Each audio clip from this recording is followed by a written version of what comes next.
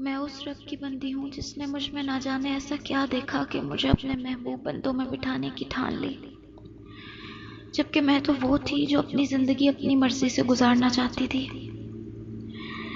میرے کانوں میں ہر وقت ہینڈ فریز میوزک گونجتا تھا اور زبان میں بھی وہی گنگناتی رہتی تھی، کیونکہ مجھے لگتا تھا کہ موسیقی روح کی غذا ہے۔ مجھے سکون اچھا لگتا تھا جو مجھے موسیقی سن کر ملتا تھا۔ کسی بزرگ نے کہا تھا کہ تم کسی پر ہنسو گے تو اللہ تمہیں تب تک موت نہیں دے گا جب تک تم اس کی حالت کو نہ پہنچو۔ میری کہانی بھی کچھ اسی طرح کی ہے۔ میں جو ڈھکے جسم والوں کو تنگ نظر کہا کرتی تھی، اس نے آج سر سے پاؤں تک مجھے ڈھک دیا۔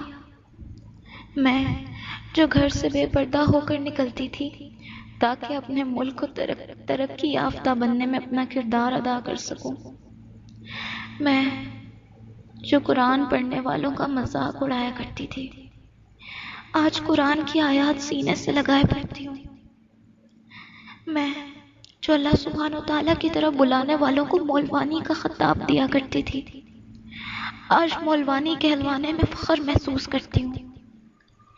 میں جو بال کھول کر چست لباس میں نکلنے والی میک اپ سے آراستہ خواتین کو دیکھ کر خوب امپریس ہوا کرتی تھی، آج 5 گز کے برقعے میں لپٹ کر خود کو جاہل کہلوانے میں کوئی عار محسوس نہیں کرتی۔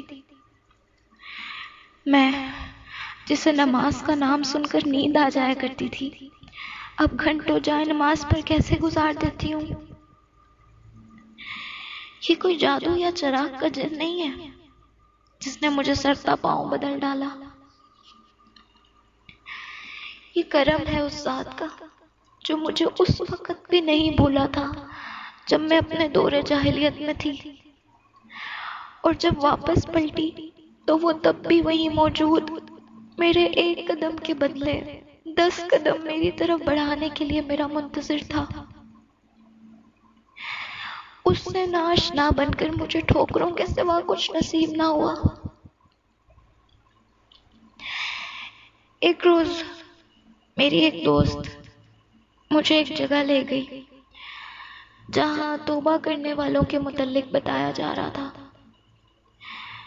مگر میں ابھی بھی اپنے خیالوں میں گم بیٹھی وہی منصوبے بنا رہی تھی کہ اچانک ایک آواز جو کسی خاتون کی تھی کانوں میں رس گھولنے لگی۔ وہ آواز تھی یا پیار کی کسی نے تھپکی دی تھی، وہ اور کسی کی نہیں، اللہ سبحانہ تعالیٰ کے کلام کی آواز تھی، جسے سنتے ہی میں رک گئی، یا یوں سمجھ لیں کہ مجھے روک دیا گیا۔ میں وہی تھی نا جو بن دیکھے خدا کے بھروسے اپنی زندگی گزارنے والوں پر ہنستی تھی۔ آج وہ حیا بنت اسلم رک گئی۔ دنیا کی تمام چمک دھمک اور رونق اس ایک آواز کے سامنے پھیکی پڑتی ہوئی محسوس ہوئی تھی۔ اس دن میں نے خود کو سپورٹ کر دیا،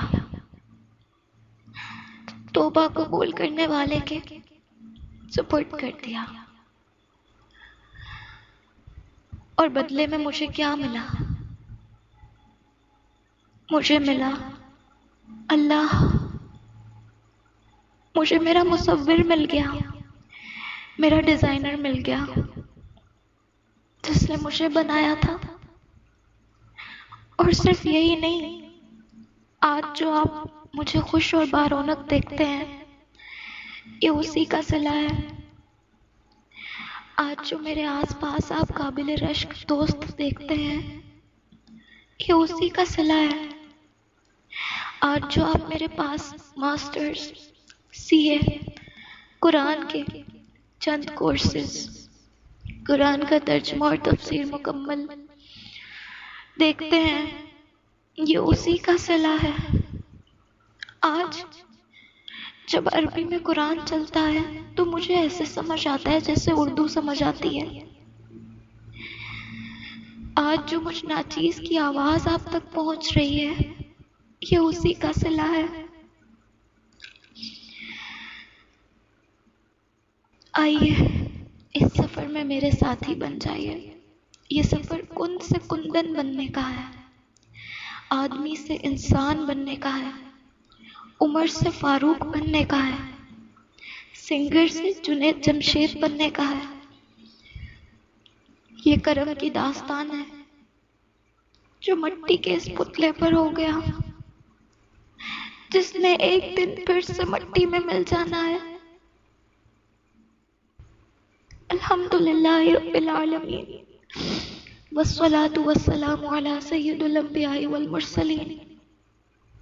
جزاکم اللہ خیر۔ السلام علیکم ورحمۃ اللہ۔